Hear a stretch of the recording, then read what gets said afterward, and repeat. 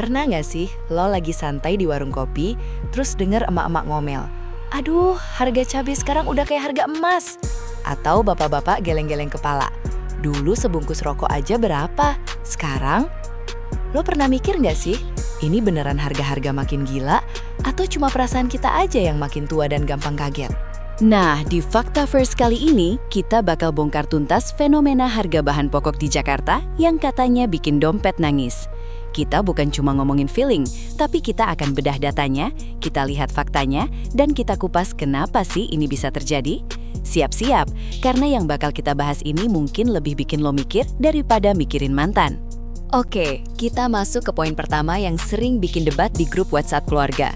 Harga naik, emang beneran? Apa cuma kenangan indah masa lalu? Coba deh jujur, berapa di antara lo yang ngerasa harga-harga barang kebutuhan pokok sekarang ini naik drastis banget dibanding beberapa tahun lalu? Pasti banyak kan? Dulu, lo bisa beli nasi uduk sama telur balado cuma goceng. Sekarang mungkin udah 10.000. Dulu, minyak goreng seliter bisa dapat 13.000.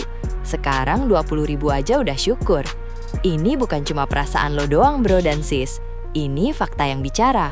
Menurut data dan Badan Pusat Statistik atau BPS, inflasi di Jakarta itu ya bergerak terus.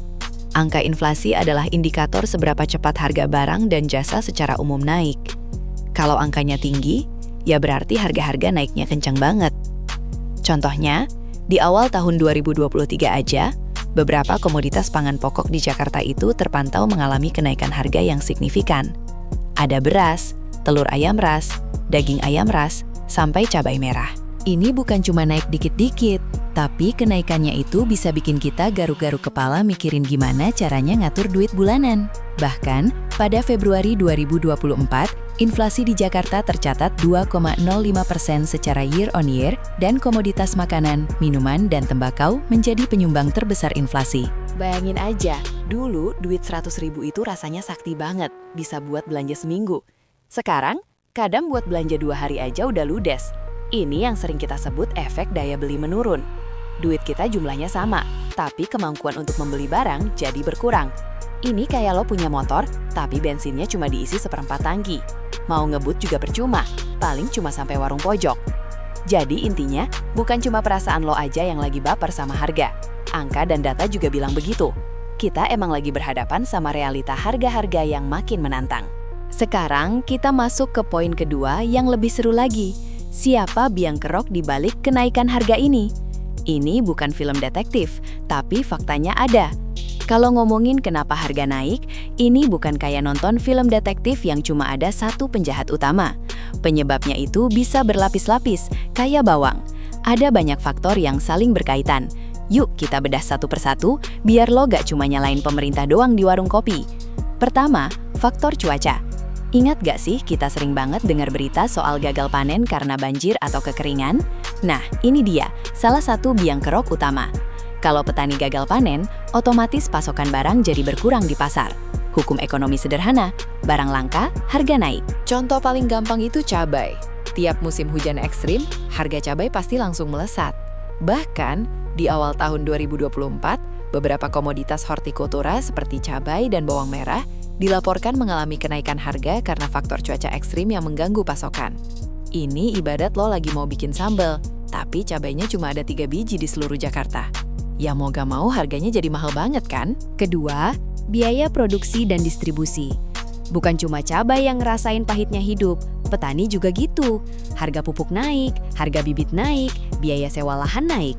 Belum lagi, biaya transportasi dari petani ke pasar induk, dari pasar induk ke pasar tradisional, terus ke warung-warung kecil. Harga bensin naik, otomatis ongkos angkut juga ikutan naik. Ini semua nambahin beban ke harga akhir yang harus kita bayar di meja kasir. Ini kayak lo mau beli baju impor, harganya mahal karena ongkos kirimnya dari luar negeri juga mahal. Gitu kira-kira analoginya. Ketiga, permintaan yang tinggi. Jakarta itu kan kota besar, penduduknya bejibun. Apalagi kalau ada momen-momen tertentu kayak Lebaran, Natal, Tahun Baru, atau liburan panjang. Permintaan akan bahan pokok itu pasti melonjak tajam. Semua orang pengen makan enak, semua orang pengen rayain. Nah, pasokan yang ada kadang nggak sebanding sama permintaan yang membludak. Otomatis harga kembali naik. Ini kayak lo lagi ngejar diskon gede-gedean di mall. Barangnya cuma sedikit, tapi yang ngantri ribuan orang. ya pasti jadi rebutan dan harganya bisa jadi nggak diskon-diskon banget lagi kan? Keempat, faktor global. Kedengerannya jauh ya, tapi dampaknya bisa sampai ke dapur kita. Perang di suatu negara, krisis ekonomi di negara adidaya, atau harga minyak dunia yang fluktuatif, semua itu bisa mempengaruhi harga barang impor, termasuk bahan baku pakan ternak atau pupuk. Kalau harga bahan baku naik, otomatis harga produk akhirnya juga ikutan naik. Ini kompleks banget, tapi intinya dunia ini saling terhubung, kayak jari-jari di tangan lo. Kalau satu jari sakit, jari yang lain juga ikut ngerasain. Nah, dari sini kita jadi ngerti kan, kalau kenaikan harga itu bukan cuma urusan satu pihak doang. Ini adalah kombinasi dari banyak faktor yang saling berkaitan. Sekarang kita masuk ke poin ketiga, yang mungkin paling bikin lo penasaran. Siapa saja yang paling kena hantam badai kenaikan harga ini? Kalau ngomongin harga naik, dampaknya itu nggak sama rata ke semua orang. Ada yang cuma ketawa aja, ada yang mulai ngeluh, ada juga yang sampai harus putar otak buat bertahan hidup. Ini kayak kalau hujan, ada yang pakai payung, ada yang neduh, ada juga yang terpaksa kehujanan. Golongan pertama yang paling merasakan dampaknya itu adalah masyarakat berpenghasilan rendah dan pekerja harian. Bayangin aja, pendapatan mereka kadang nggak seberapa, tapi harga kebutuhan pokok terus merangkak naik. Dulu, dengan gaji harian mereka, bisa beli nasi sama lauk pauk yang cukup buat sekeluarga. Sekarang, mungkin harus milih, beli beras lebih banyak atau lauknya dikurangin. Ini realita yang pahit banget. Mereka harus berjuang lebih keras, cuma buat memastikan dapur tetap ngebul. Kenaikan harga bahan pokok bisa sangat memberatkan bagi masyarakat miskin dan rentan, karena porsi pengeluaran mereka untuk makanan jauh lebih besar dibandingkan kelompok masyarakat lainnya. Ini bikin pilihan mereka jadi sempit banget. Contoh konkretnya nih, pedagang kecil di pasar tradisional. Mereka kan ambil barang dari pasar induk, terus jual lagi. Kalau harga dari pasar induknya udah mahal, mau nggak mau mereka juga harus jual dengan harga lebih tinggi, biar nggak rugi. Tapi di sisi lain, mereka juga mikir, nanti kalau mahal-mahal, siapa yang mau beli? Ini dilema yang sering banget mereka hadapi. Akhirnya, margin keuntungan mereka jadi tipis banget, bahkan kadang cuma pas-pasan buat makan hari itu. Terus, ada juga keluarga-keluarga kelas menengah. Mungkin mereka nggak separah masyarakat berpenghasilan rendah, tapi tetap aja, kenaikan harga ini bikin anggaran rumah tangga jadi ketat banget. Yang tadinya bisa beli ini itu, sekarang harus mulai ngerem. Yang tadinya bisa liburan setahun sekali, sekarang mungkin harus ditunda dulu. Ini kayak lo lagi diet, yang tadinya bisa makan sepuasnya, sekarang harus mulai milih-milih dan mikirin porsi. Kenaikan harga bahan pokok ini juga bisa memicu perubahan pola konsumsi masyarakat. Misalnya, dari yang biasanya makan daging ayam, mungkin beralih ke tempe atau tahu yang harganya lebih murah. Dari yang biasanya sering makan di luar, sekarang lebih sering masak sendiri di rumah. Ini bukan cuma soal hemat, tapi juga soal bertahan hidup di tengah gempuran inflasi. Nah, setelah kita ngomongin betapa bikin pusingnya kenaikan harga ini, kita sampai ke poin terakhir yang mungkin bisa sedikit menenangkan hati lo, atau justru bikin lo makin tercerahkan. Apa yang bisa kita lakuin, dan gimana pemerintah menyikapinya. Kalau udah begini, terus kita cuma bisa pasrah sambil nyanyi lagu mellow. Yang enggak dong, kita sebagai masyarakat tentu punya cara buat beradaptasi. Dan pemerintah juga bukannya diam aja kok. Buat kita sebagai individu, ada beberapa tips sederhana yang bisa lo terapin. Pertama, jadi pembeli yang cerdas. Rajin-rajinlah bandingin harga di beberapa tempat sebelum beli. Jangan malas jalan sedikit ke pasar tradisional, kadang harganya bisa lebih miring dibanding supermarket. Manfaatin promo atau diskon kalau ada, tapi jangan kalap juga ya. Kedua, masak sendiri. Ini cara paling ampuh buat ngirit. Lo bisa kontrol bahan-bahannya, porsinya, dan otomatis jadi lebih hemat dibanding beli makanan jadi terus-terusan. Ketiga, buat anggaran belanja. Ini penting banget. Catat pemasukan dan pengeluaran lo, biar tahu duit lo lari kemana aja. Kalau udah tahu kan bisa diatur lagi pengeluarannya.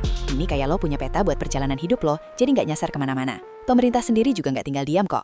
Mereka punya beberapa jurus buat ngatasin masalah kenaikan harga ini. Salah satunya adalah operasi pasar, di mana pemerintah menyalurkan bahan pokok dengan harga subsidi ke masyarakat, biar harganya nggak terlalu melambung tinggi. Ini kayak lo lagi kepanasan terus dikasih kipas angin sama pemerintah. Lumayan lah, setidaknya bisa sedikit meredakan. Selain itu, pemerintah juga terus berupaya menjaga stabilitas pasokan dengan melakukan impor kalau pasokan dalam negeri kurang, terutama untuk komoditas strategis kayak beras. Mereka juga berusaha keras untuk meningkatkan produksi pertanian dalam negeri, biar kita nggak terlalu bergantung sama impor. Ini PR besar buat pemerintah, karena nggak gampang buat ngatur harga dan pasokan di negara sebesar Indonesia. Tapi ya, setidaknya ada usaha. Bank Indonesia juga punya peran penting dalam menjaga inflasi tetap terkendali melalui kebijakan moneternya. Mereka mencoba menjaga agar peredaran uang di masyarakat seimbang dengan jumlah barang dan jasa yang ada, supaya harga-harga nggak gila-gilaan naiknya. Ini kayak mereka jadi wasit di pertandingan, biar permainan harga ini nggak out of control. Jadi, perubahan harga bahan pokok di Jakarta ini beneran bikin dompet nangis, bukan cuma perasaan kita aja. Ada banyak faktor yang jadi biang keroknya, dan dampaknya pun beda-beda ke setiap orang. Tapi tenang aja, kita nggak sendirian kok. Ada banyak hal yang bisa kita lakuin sebagai individu, dan pemerintah juga terus berupaya keras buat ngatasin masalah ini. Gimana menurut lo? Lo sendiri ngerasain banget gak sih kenaikan harga ini? Atau lo punya tips jitu buat ngirit di tengah harga yang makin melambung? Komen di bawah ya! Jangan lupa like video ini kalau lo suka, share ke teman-teman lo biar mereka juga tercerahkan, dan yang paling penting, subscribe channel Fakta First biar nggak ketinggalan fakta-fakta mind-blowing lainnya. Sampai jumpa di video selanjutnya!